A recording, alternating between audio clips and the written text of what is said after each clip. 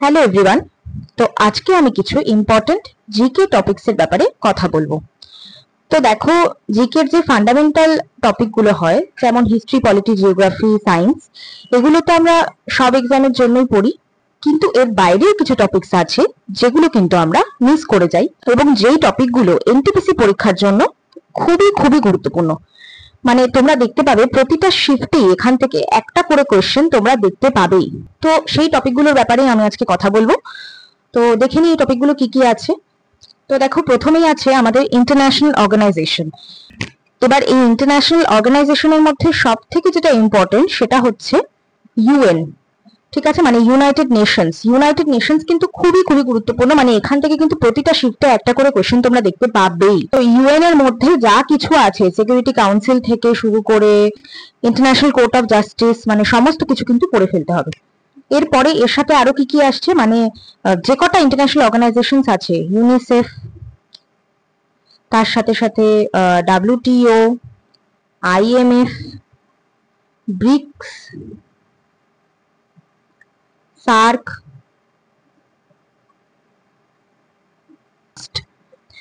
UNESCO, যেমন ধরো UNESCO, তারপরে তোমার ADB, Asian Development Bank, ASEAN, ঠিক আছে, তারপর বিমস্টেক, ন্যাটো। এখানে আমি অনেকগুলো অর্গানাইজেশনের নাম লিখলাম, এছাড়াও হয়তো আরো অনেক কিছু থাকবে, সেটা তোমরা দেখে নিতে পারো, গুগলে সার্চ করলেই পেয়ে যাবে। আমি তার মধ্যে গুরুত্বপূর্ণগুলো তোমাদের বলে দিলাম। এইগুলো কিন্তু তোমাদের পড়ে যেতেই হবে। মানে এখান থেকে কি পড়বে তোমরা, এগুলো কবে এস্টাবলিশ হয়েছে আর এদের হেডকোয়ার্টারটা কোথায়, এই দুটো ইনফরমেশন, এই প্রত্যেকটা জিনিস থেকে দেখো ইউএনটার তো সম্পর্কে সমস্ত কিছু তোমাদের পড়তে হবে। মানে যাবতীয় ডেট, কবে কি সেশন হয়েছে, সমস্ত কিছু একদম খুঁটিনাটি খুব ভালো করে পড়তে হবে। আর বাকি যেগুলো লিখলাম এখান থেকে কিন্তু তোমাদের হেডকোয়ার্টার পড়বে আর কবে এস্টাবলিশ হয়েছে। তো এই দুটো জিনিস কিন্তু খুব ভালো করে তোমরা এখান থেকে রেডি করবে, ঠিক আছে। এই গেল ফার্স্ট পয়েন্ট। এবার তারপরে আমরা আসছি Indian space and nuclear research programme. এটা কিন্তু খুবই খুবই গুরুত্বপূর্ণ। মানে এই টপিকটা থেকে, মানে স্পেস থেকে না, space technology, nuclear power plant, এই সমস্ত জিনিস থেকে প্রচুর কোয়েশ্চেন আসছে। মানে হতে পারে এক একটা শিফটে দুটো তিনটে করে কোয়েশ্চেন আসতে পারে। তো এই টপিকটা কিন্তু তোমাদের খুব ভালো করে পড়তে হবে। এবং এটা রিলেটেড কি পড়বে, এটা রিলেটেড যে স্ট্যাটিক পার্ট, যা মানে তোমাদের যেমন ধরো ইসরো, ইসরো তো খুবই গুরুত্বপূর্ণ, মানে এটা করতেই হবে আর কি। ইসরো রিলেটেড সমস্ত স্ট্যাটিক পার্ট, মানে ইসরো কবে এস্টাবলিশ হয়, কে করে, কি কমিশন তৈরি হয়েছিল, অ্যাটমিক এনার্জি কমিশন কবে হয়েছিল, সেখান থেকে কিভাবে কি হয়, সেম যাচ্ছে নিউক্লিয়ার পাওয়ার প্ল্যান্টের ক্ষেত্রেও। তোমাদের অ্যাটমিক রিঅ্যাক্টর কি, বার্ক কি, ঠিক আছে, ডিআরডিও কি, এই সমস্ত কিছু এস্টাবলিশমেন্ট থেকে শুরু করে টিল ডেট এখান থেকে কি কি লঞ্চ করা হয়েছে, স্পেস ক্রাফট বা স্যাটেলাইট লঞ্চ করা হয়েছে, সেই সমস্ত কিছু তোমাদের পড়তে হবে। এবং প্রত্যেকটা স্যাটেলাইট কি পড়বো না, প্রতিটা পড়বো না, যেগুলো সাকসেসফুল মিশন হয়েছে আমাদের সেই সম্পর্ক, সেগুলো সেগুলো কিন্তু আমাদের পড়তে হবে। যেমন ধরো রিসেন্ট যেমন চন্দ্রযান 3, তো চন্দ্রযান 3 সম্পর্কে তো সবকিছু তোমাদের খুব ভালো করে পড়তে হবে। এবার এটা রিলেটেড কারেন্ট অ্যাফেয়ার্সটাও কিন্তু খুবই গুরুত্বপূর্ণ হয়ে যাচ্ছে। মানে এই বছর কি কি স্পেস রিলেটেড যাবতীয় যা প্রোগ্রাম হয়েছে সেই সমস্ত কিছু পড়া, এবং আগামী মানে ইন ফিউচার কি কি প্রোগ্রাম আসতে চলেছে, কি কি স্যাটেলাইট লঞ্চ করতে চলেছে ইসরো, বা কি কি মিসাইল তৈরি করা হচ্ছে, এই সমস্ত কিছু তোমাদের পড়তে হবে। মানে শুধু স্পেস নয়, স্পেস বা নিউক্লিয়ার নয়, মানে তোমাদের মিসাইল রিলেটেড ডিআরডিও কিন্তু খুব ভালো করে পড়তে হবে, ডিআরডিও থেকে, ঠিক আছে। তো এই গেল এই পার্টটা, খুবই গুরুত্বপূর্ণ। এবার আসছি ইন্ডিয়ান ট্রান্সপোর্ট সিস্টেম। দেখো ইন্ডিয়ান ট্রান্সপোর্ট সিস্টেম কিন্তু রেলওয়েজ এর জন্য, মানে রেলের পরীক্ষা দিতে যাচ্ছ, তো রেলওয়ে, রোড, এগুলো তো তোমাদের জানতেই হবে, কিছু করার নেই। তো সেই হিসেবে রেলওয়ে তো খুব ভালো করে পড়তে হবে। মানে শুধু ফার্স্ট কবে রেলওয়ে এস্টাবলিশ হয়েছে এটুকু পড়লেই হয়ে যাবে না। রেলওয়ের মানে বিভিন্ন রকমের কোয়েশ্চেন আছে এখান থেকে, যেমন ধরো গজ, গজ সম্পর্কে, ব্রড গজ, মিটার গজ, এগুলো সম্পর্কে, এগুলোর মানে কতটা দৈর্ঘ্য হয় সেইগুলো পড়ে নেওয়া। তারপরে এরিয়া গুলো পড়া, কতটা এরিয়া জুড়ে রেলওয়ে রয়েছে, সব থেকে দীর্ঘতম লাইন কোথায়। এছাড়াও মানে আরো যাবতীয় খুঁটিনাটি তোমাদের এখান থেকে কিন্তু রেলওয়ে রিলেটেড সমস্ত খুঁটিনাটি কিন্তু তোমাদের পড়ে ফেলতে হবে।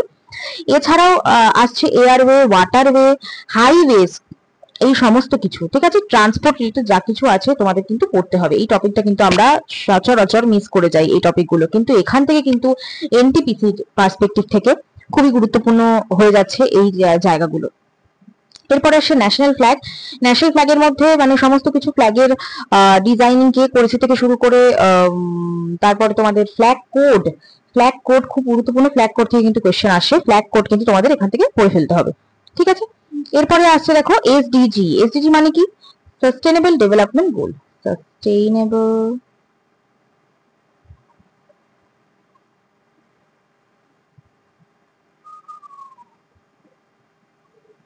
ডেভেলপমেন্ট গোল, এটা কিন্তু খুবই খুবই ইম্পর্টেন্ট। প্রতিটা সাস্টেনেবল গোল কিন্তু তোমাদের পুরো মুখস্থ রাখতে হবে, এখানে কিন্তু প্রশ্ন আসে।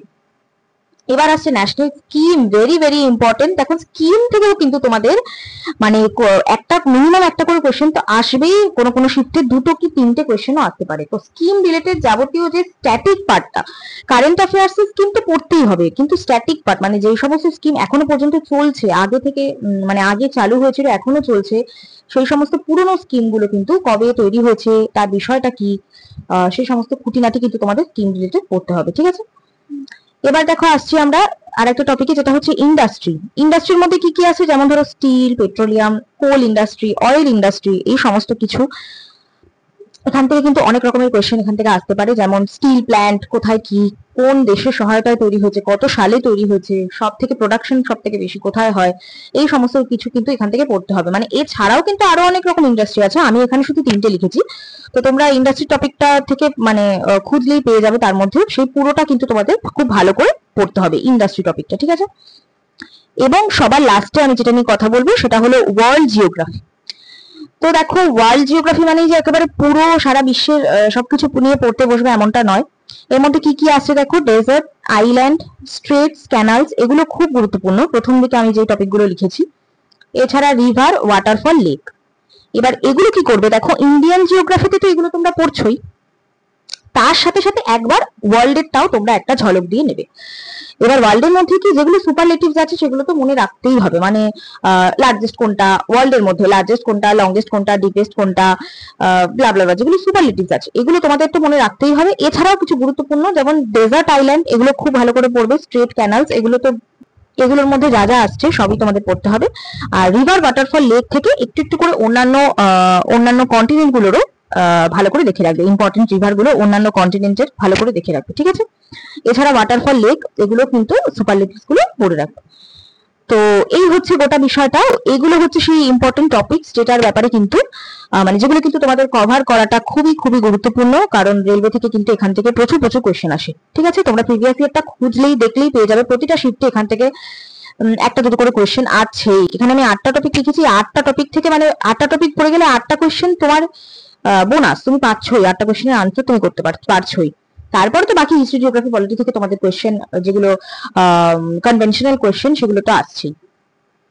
তো এই গেল ব্যাপার। এবার আরেকটা কোয়েশ্চেন যেটা আরেকটা যেটা সব থেকে বড় বিষয়, যে এই টপিকগুলো আমরা পাবো কোথায়, কারণ এই সমস্ত টপিক কিন্তু একসাথে পাওয়াটা খুবই মুশকিল সব জায়গায়। তো এর জন্য সব থেকে ভালো বই আমি বলবো এই বইটা, এই কিয়নে যে জেনারেল নলেজের এই বইটা আছে, এটার মধ্যে কিন্তু তোমরা জিওগ্রাফি টপিকটা খুললেই পরপর প্রতিটা টপিক তোমরা খুব ভালো করে পেয়ে যাবে।